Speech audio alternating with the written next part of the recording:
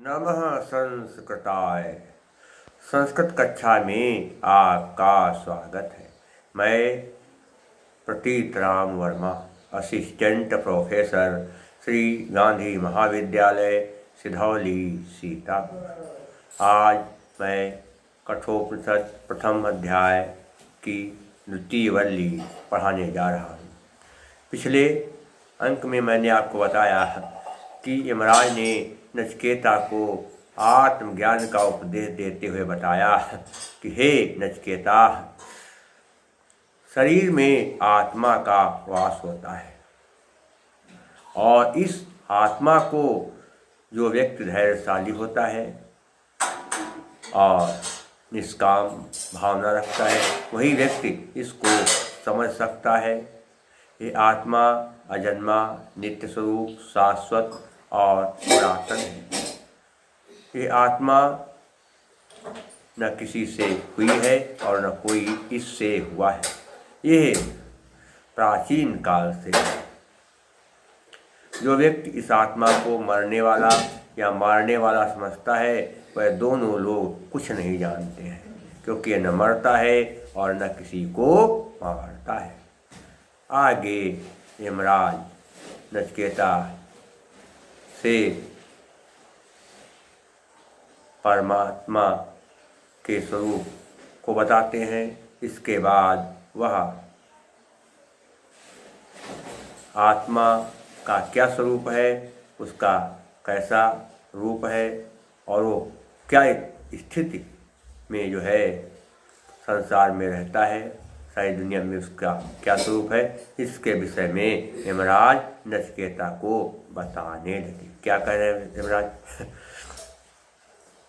कि अणोरणीयान महतो महीया नात्मास्य जन्तोर्निहितो गुहायां तम क्रतुः पश्यति वीतशोको धातु प्रसादान महिमानमात्मनः।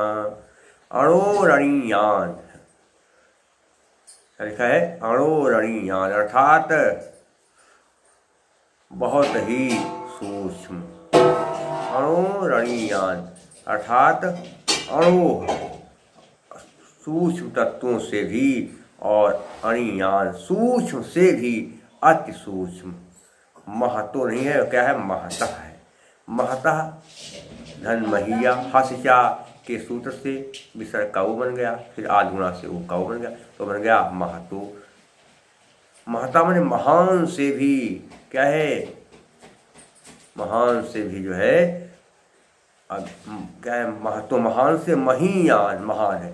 ये आत्मा जो है महान से भी महान है। जो महान संसार में वह जीव हैं, उन जीवों से भी महान है। आत्मा महान से भी महान है, महान से भी बढ़कर है। कि आत्मा से आत्मा और क्या है कि फिर आत्मा और साथ में दिया है अस्थि मनीष का जंतोर निहितम गुहायाम। जंतो माने जीवात्मा से, निहितो माने रहने वाला है, निहितो ने निहिता रहने वाला है। गुहायाम कहाँ रहता है, हृदय रूपी गुफा में। ये आत्मा सूक्ष्म से भी सूक्ष्म है और महान से भी महान है और आत्मा रूपी गुफा में रहने वाला है।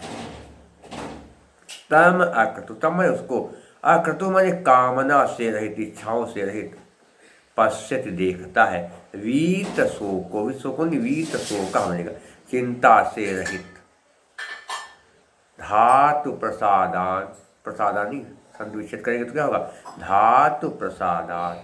कल ही बताया था कि एरो अनुनाश के अनुनासिको वाक्य नियम से क्या हो गया, ताका ना बन गया, क्योंकि यर क्या होता है कि यरो अनुनाश के, यर के बाद यदि अनुस्वार हो और उसके बाद यर के बाद अनुस्वार हो तो संधि करने पर यर अपने वर्ग के पांचवें अक्षर में बदल जाता है। ता यर है, उसके बाद माँ, इसलिए ता अपने वर्ग के पांचवें अक्षर नाम में बदल गया। क्या है, धातु प्रसादार्थ, यानी परमात्मा की कृपा से, भगवान की कृपा से महिमानम आत्मनः। महिमानम माने होता है महिमा को, आत्मनः अर्थात आत्मा की। इस यह जीवात्मा प्रत्येक प्राणी के हृदय रूपी गुफा में विराजमान रहती है। यह आत्मा प्रत्येक प्राणी के हृदय रूपी गुफा में विराजमान रहती है और ये आत्मा जो है सूक्ष्म से सूक्ष्म है और महान से महान है। जो व्यक्ति कामना रहित हो जाता है, सारी इच्छाएं त्याग देता है और हानि लाभ सुख दुख जीवन मरण इन चिंताओं से मुक्त हो जाता है, वही व्यक्ति परमेश्वर की कृपा से इस आत्मा को समझ पाता है या जान पाता है। ये इसका अर्थ हुआ। अब देखिए क्या है, अणोर अणियानी अणोह धन अणियान विसर्ग काराबना किस सूत्र से, ससजुसोह से। संधि ज्ञान आप पढ़ लेंगे, अभिज्ञान शाकुंतलम भाग 9 में PDF में दिया हुआ है, उसको आप पढ़ लेंगे। तो क्या है, सज स्वरूप से विसर्ग काराबना। जंतोर निहितो नहीं है, जंतोह निहितो सज स्वरूप से रावना। और निहिता धन गुहायाम हस्या के सूत्र से वो विसर्ग का वो बना, फिर आदुना से वो बन गया तो बन गया निहितो। तो ये सब क्या हो गई, संधियाँ। अब देखना है इसमें कहाँ पर जो है समास है, ये देखना है। आक्रतु में क्या बनेगा, न क्रतु नहीं तत्पुरुष समास। वीत शोक रहित है शोक से जो, वीता शोक यस्य वीता शोकम या वीता शोक यस यह सह, वह भी समास है। धातु प्रसादात क्या होगा, धातो प्रसादात भगवान की कृपा से षष्ठी तत्पुरुष समास है। आत्मा में त्रिश प्रत्यय है, गुहा में ताप और धातु में वो प्रत्यय है। आत्मा की विशेषताएं बताई जा रही हैं, इसलिए क्या होगा कि परिकर के कथय अलंकार हो जाएगा। क्या होगा, उक्तैर विशेषणैः साभिप्रायो परिकरो मतः। और अत्यष्टि छंद है, प्रसाद गुण वैदर भी रीति है। आत्मा के स्वरूप के विषय में यमराज आगे नचिकेता से कहते हैं कि हे नचिकेता, आत्मा कैसा है। आसीनो दूरम व्रजति सयानो याति सर्वतः कस्तं मदामदं देवं मदन्यो ज्ञातुम् अर्हति। आसीनो माने बैठे होने पर भी दूरम वर्जति, दूर तक चला जाता है। आत्मा का स्वरूप है, आत्मा ऐसा है कि वो बैठा रहता है और बैठे रहने पर भी वो दूर तक चला जाता है। शयानु और सोते हुए भी ये आत्मा ने जाता रहता है सर्वतः साथ सभी तरफ। और सोते रहने पर भी, सोता हुआ भी या सोते रहने पर भी वो सब जगह चलता रहता है। कस्तमनि कहा तम विसर्ग नियत सह के नियम से क्या होगा, विसर्ग का सावरण कहा धन तम, विसर्ग के बाद ता आ गया इसलिए क्या होगा विसर्ग का सावरण गया। विसर्ग के बाद खर आए, खर माने वर्ग का पहला दूसरा अक्षर दिया जाए। विसर्ग के बाद यदि वर्ग का पहला दूसरा अक्षर आए, का खा क्या छा ता था, तो क्या होगा विसर्ग का सावरण गया। तो विसर्ग नियत सह के नियम से क्या होगा, कहा धन तम कस्तम। कहा माने कौन, तम है उसको मदा मदम अर्थात ईश्वर के घमंड में चूर रहने वाले, देवम अर्थात देवता को। आत्मा को क्या बनेगा, देवता है। मद अन्यो मत धन अन्यो झलाम सुनते ताका दावना। मत माने मेरे सिवा, अन्य में दूसरा, ज्ञातुम जानने में, अर्थ में समर्थ है। जो लोग ईश्वर से भोग विलास के घमंड में चूर हैं, दुनिया के सारे सुखों में लीन हैं, ऐसे लोग इस आत्मदेव को नहीं समझ सकते हैं। मेरे सिवा कोई दूसरा संसार में नहीं है जो इस आत्मदेव को समझ सके। पूरा क्या हो गया कि यह आत्मा बैठे रहने पर भी दूर तक चला जाता है और सोते हुए भी सब जगह घूमता रहता है। और जो लोग ईश्वर के घमंड में चूर हैं वो लोग इसको समझ नहीं सकते हैं। इसलिए इस आत्मदेव को मेरे सिवा कोई जानने में समर्थ नहीं है। कोई दूसरा ऐसा नहीं है जो मेरे सिवा इसको जान सके। कोई भी संसार में इसको जानने में समर्थ नहीं है। ये हो गया। आसीनों में भी हस्य क्या है? आसीन धंधूरम बन गया, आसीनो हस्या से क्या हुआ? ऊ बना, फिर ऊ काल गुना से वो बन गया, तो ये संध्या हो गई। अब ये देखना है कि यहाँ पर जो है क्या है? मदा मदम, मदेन आमदम, तृतीया तत्पुरुष समास होगा। दूरम व्रजत, दूर तक जाता है जिसके द्वारा वह, दूरम व्रजत एन सह, बहुव्रीहि समास बन जाएगा। और सयाना में सत्य प्रत्यय हो जाएगा, और आसीना में भी सत्य प्रत्यय है, ज्ञातुम में तुमने प्रत्यय है, अलंकार वही पुराना अलंकार कौन सा? परिकर अलंकार, विशेषण बताए जा रहे हैं आत्मा के। और अति जगती छंद, प्रसाद गुण वैदल भी रीत है। आत्मा के स्वरूप के बारे में आगे यमराज नचिकेता कहते कि हे बेटा नचिकेता, अशरीरम शरीरेष्व नवस्थे स्वस्थितम, अशरीरम शरीरेष्व नवस्थे स्वस्थितम, महांतम विभुमात्मानं मत्वा धीरो न शोचति। अशरीरम अर्थात ये आत्मा शरीर से रहित है, शरीरेषु, और क्या है? शरीरों में,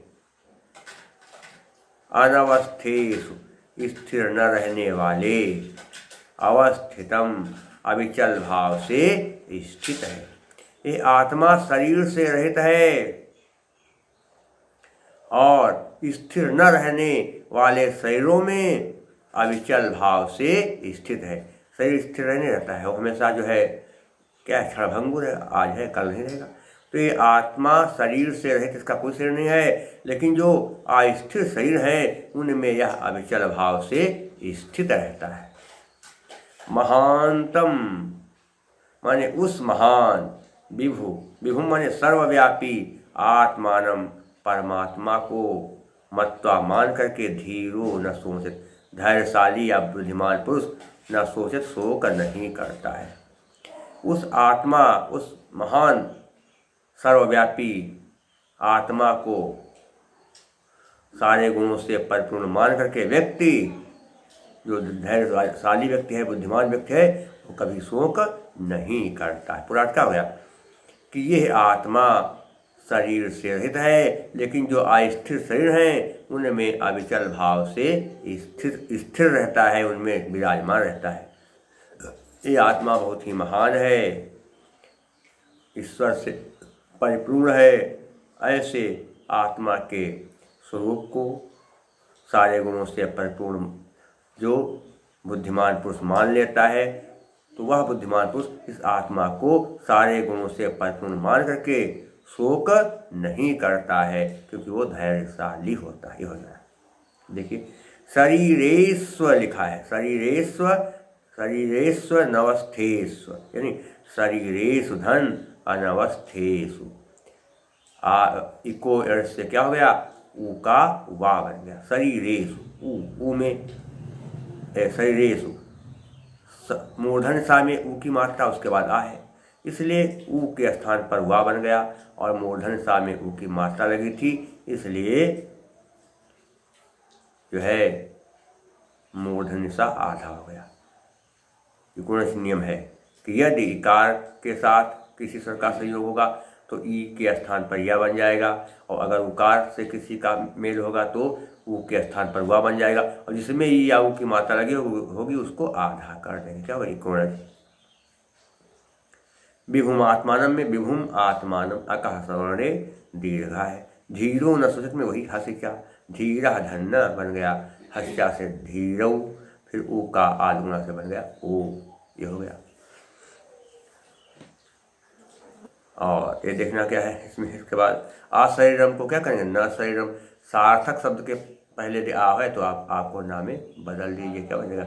न शरीरम, नहीं तत्पुरुष समास हो गया।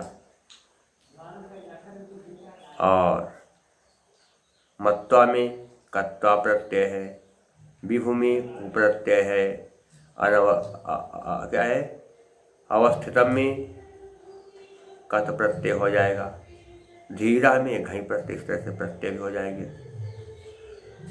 अलंकार कौन सा? वही उक्तैर विशेषणैः साभिप्राय परिकरो मतः। परिकर अलंकार है और जगती छंद। जगती छंद में 48 अक्षर होते हैं, ये ध्यान रखना है।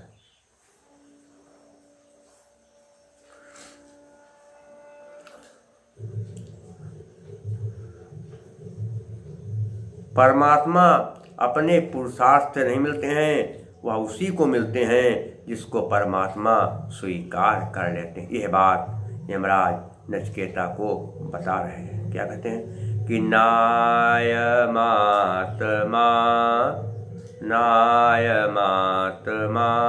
प्रवचनेन लभ्यो न मेधया न बहुना श्रुतेन इमे वै सृणुते तेन लभ्यस्तस्यैष आत्मा विरुणते तनुम स्वाम।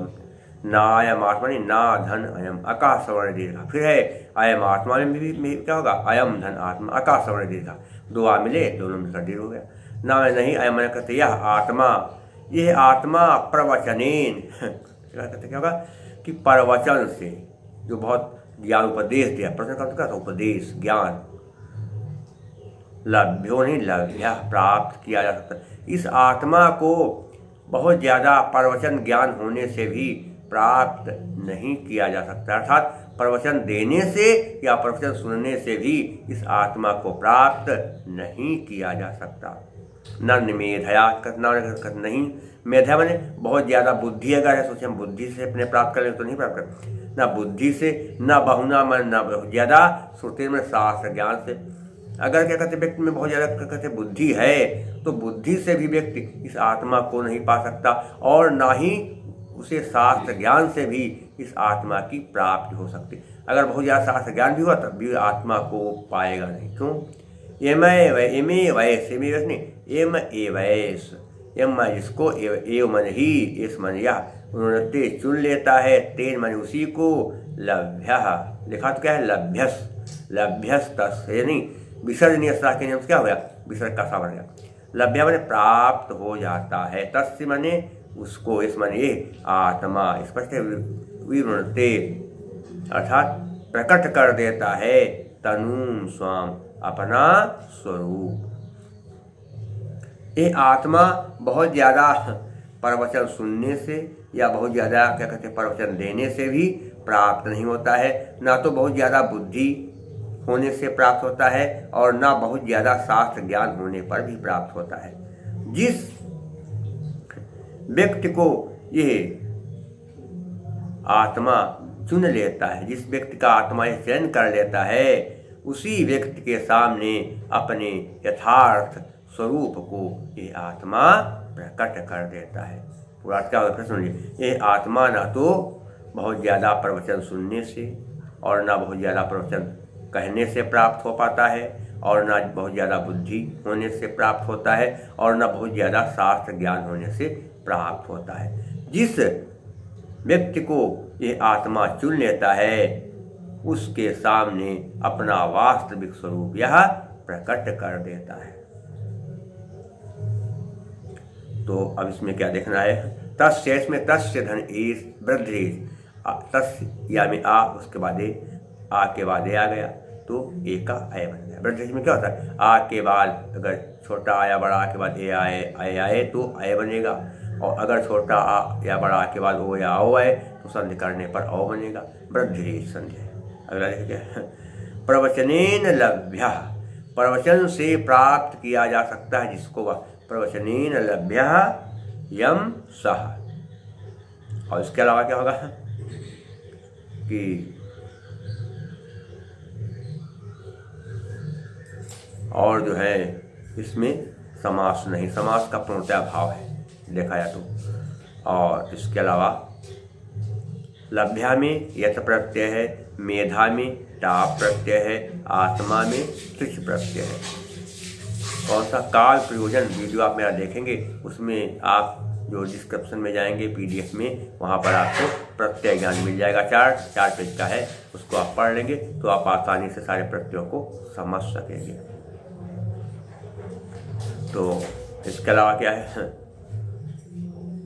काव्यलिंग अलंकार है। आत्मा किसको प्राप्त हो जाता है, जिसको ये चुन लेता है। कारण क्या है, आत्मा अपना स्वरूप प्रकट कर देता है, उसका कारण क्या है, जिसको ये चुनता है। क्या हो जाएगा, काव्यलिंग अलंकार। क्या हो जाएगा, हेतुर्वाक्य पदार्थत्वे काव्यलिंगम निगद्यते। काव्यलिंग अलंकार है और अत्यष्टि छंद है, प्रसाद गुण है। क्या लक्षण होता है कि चित्तम व्यापनोति क्षिप्रम सुस्कंधेन मिवानलः सप्रसादः समस्तेषु रसेषु रचनासु च। जो बात सुनते ही या पढ़ते ही तुरंत समझ में आ जाए, दिल में बैठ जाए, वहाँ पर प्रसाद गुण होता है, जो सभी रसों और रचनाओं में होता है। और वैदर्भित को समास, जहाँ पर समासों का अभाव होता है वहाँ पर, जहाँ पर समास का अभाव होता है वहाँ पर वैदर्भित होती है। क्या होता है, माधुर्य व्यंजक वर्णे रचना ललितात्मका आवृत्तिरल्पवृत्तिरवा वैदर्भिरीतिरीत्यते। वैदर्भित है और भारती वृत्ति है। शेष मैं आपको अगले अंक में पढ़ाऊंगा। तब तक के लिए नमः संस्कृताय।